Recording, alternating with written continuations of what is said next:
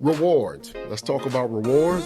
Let's talk about how do we know what tip leads to a reward, how we pay out, how long does it take to pay out a reward, and how we make sure the identity of a tipster is never compromised. 215, stop, that's the number you need. So gather around, let me plant that seed. Yeah. Hello everyone, welcome to the Crime Stoppers 215 Stop podcast. I'm Jerome Jones.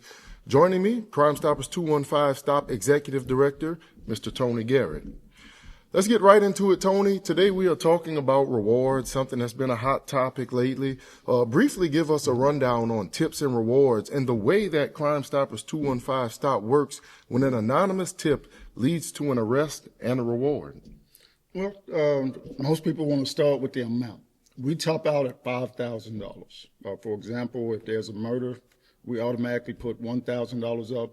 So our law enforcement agency partners, they know day one or when the incident occurs, where there's a body on the ground, as we say, where someone has been shot or killed, they're offering $1,000 from Crime Stoppers in the crowd. We've had multiple incidents where you might see a reward go up to a high amount. That's not us. We top out at $5,000, but we do have our city partners, our county commissions, that they'll add to that. Normally, on a case like that, we found that a lot of times we see the information that actually solves the crime or they use to make the arrest, investigators use to make the arrest.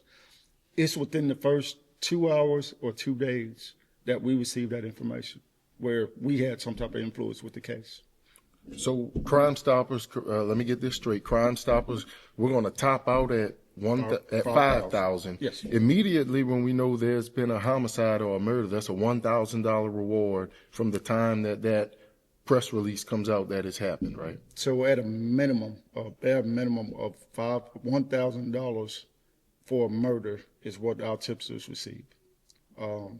Everything else is off of a reward scale. We don't decide what tips get paid out. The law enforcement investigators, they decide. So when they use a tip, they'll respond back and say, this tip was used to make an arrest or solve a crime. That's how we know who gets paid.